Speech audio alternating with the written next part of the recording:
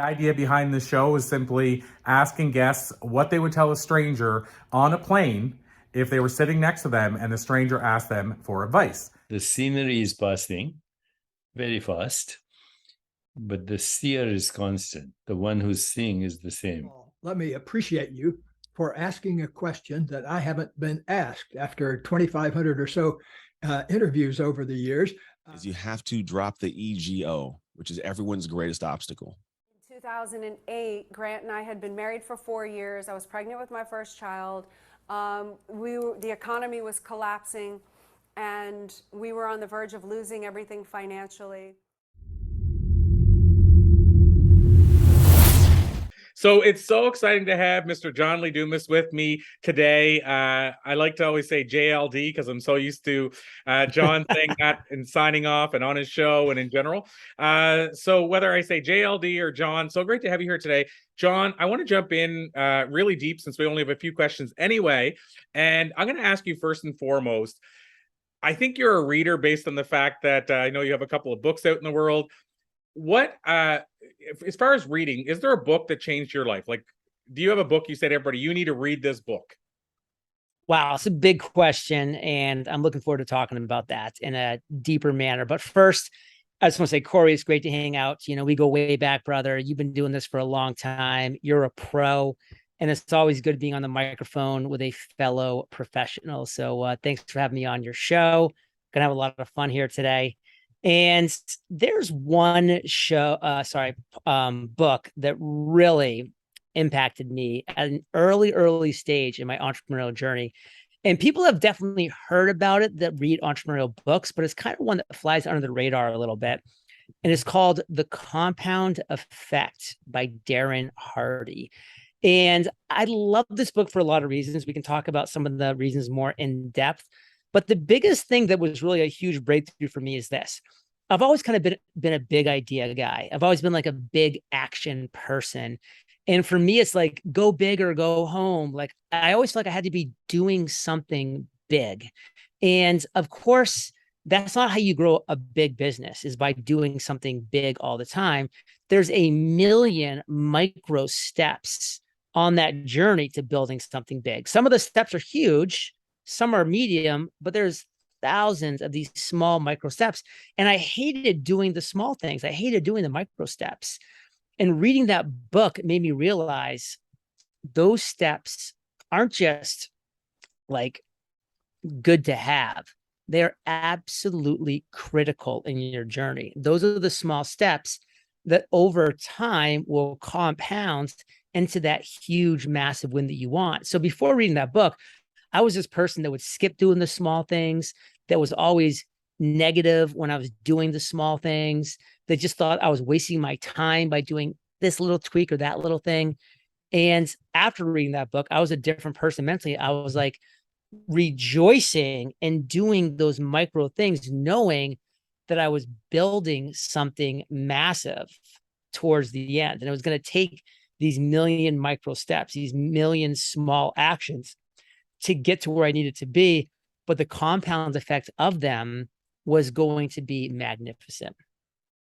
So I love that, John, and I was smirking as soon as you started sharing that, because that is a book that changed my life as well. I know we've never talked about that. No, and it's wild because wouldn't have expected you to go there, so I didn't think that was going to be the book.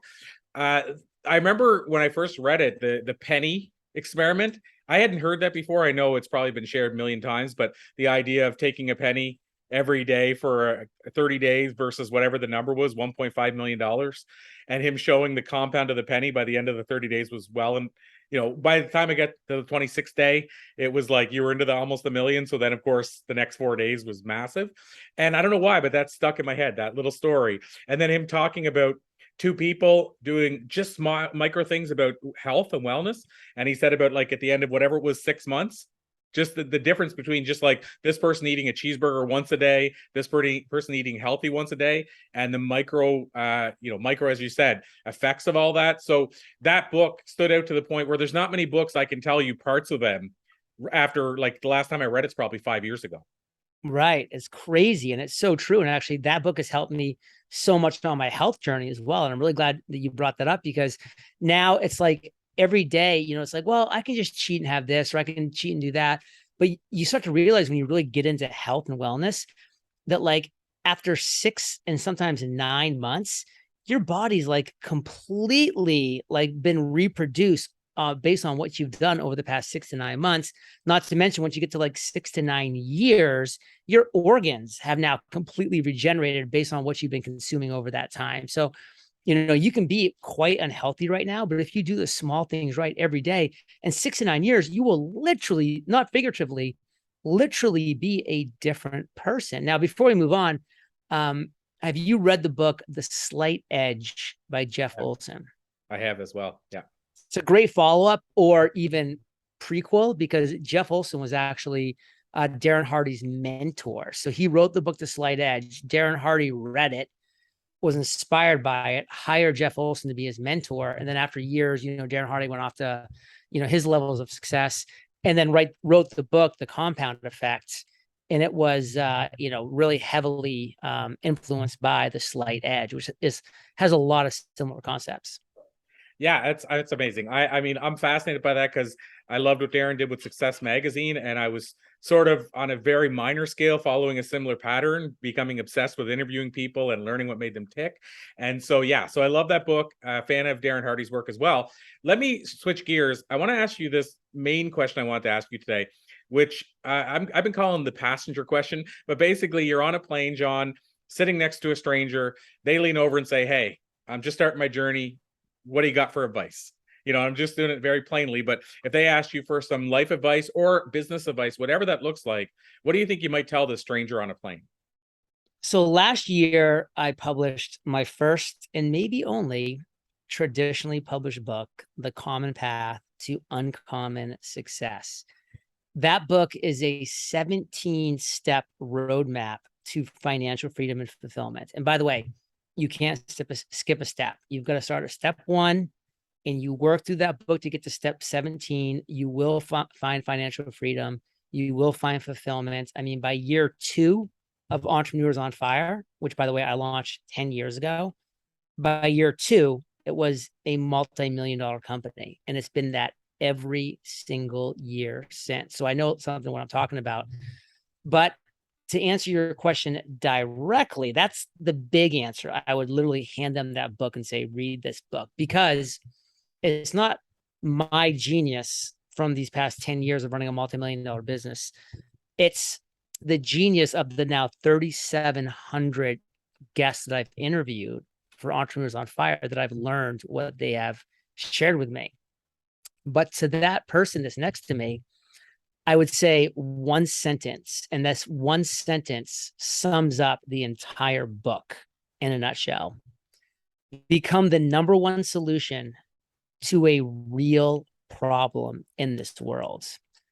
Become the number one solution to a real problem in this world.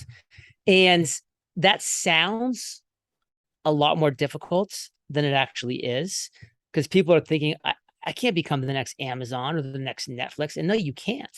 And that's not the point of it. The point is to find a problem that's not being solved, to find a void in the marketplace, to find an underserved market, and become the number one solution to that problem.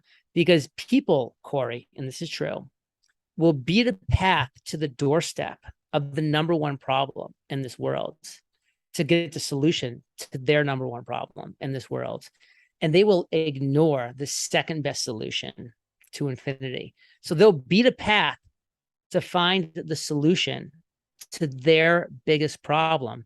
But if you have the second best solution, they will literally go right past you because they want the best solution to a real problem. Now, of course, the book in the first 3 chapters, by the way, shows you exactly how to identify what problem you should be solving at such a impressive level. But I would tell it to the passenger, and if they got it, they'd be off to the races. So my last question in this area, so I'm just going to follow up that question with, I'd love to ask you this question because I for those, I want to see everybody read the book to figure out what theirs is.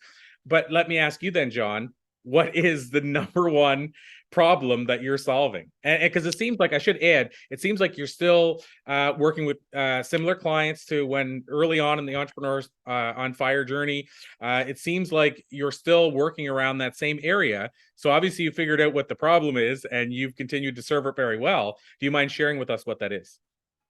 So back in 2012, I decided to launch a podcast. That was my big idea, which, by the way, is chapter 1, your big idea. And that's where most people fail. Because if I had just launched a podcast with no further thought, it would have failed miserably. So what did I do? I want to launch a podcast. Okay, there's thousands of podcasts. Well, let's niche down. I want to launch a business podcast. Okay, there's 800 business podcasts. Well, if I niche down again, there's 7 business podcasts interviewing entrepreneurs. Okay, but do I want to be the 8th best interview podcast interviewing entrepreneurs? Because of course I would have been the 8th best when I launched because I was bad at podcasting. No. So what is something that they're not doing? What's a void in the marketplace? What's an underserved niche? Every single one of those podcasts, all 7, we're doing 1 episode per week. So what if I did 2 per week? Well, that'd be better, but would that be that much better? Well, what if I did 4, 5? Why not just do 7 episodes a week interviewing entrepreneurs? And guess what? The day I launched Entrepreneur on Fire, the very day I launched, I was the best daily podcast interviewing entrepreneurs. I was the worst daily podcast interviewing entrepreneurs. I was the only daily podcast interviewing entrepreneurs. So I found how to become the number one solution to a real problem. There were people out there, and I was one of them, by the way, who craved more consistent content of interviews with entrepreneurs. I was one of those people. And guess what? I created the best solution. It was the only solution, but the best solution to that problem. And I have not looked back since. 10 years, 3,700 episodes, still kicking. So, John Lee Dumas, always a pleasure. Of course, I need to ask you, website, hub, where would you send people that want to learn more about you or maybe listen to those 3,700 podcasts? But where would you send people? Is there a hub? Well, listen to Corey as you're doing right now, because he puts out great content and he has for such a long time. But we both know that the average podcast listener listens to 7 podcasts. So I would love to be one of your 7. So if you want to hear somebody say about instead of a boot, check out Entrepreneurs on Fire. It's a daily podcast I've been cranking since 2012. eofire.com is the website. And I have a lot of free resources there for entrepreneurs. And that's actually where we post our monthly income reports, which are very detailed about all the ways that we generate revenue with our business. So it can be helpful for others to find out what's working for us, and maybe, it can work for them. And as always, Corey, it's just a blast. Amazing. Well, with your permission, my friend, I'll call it a to be continued.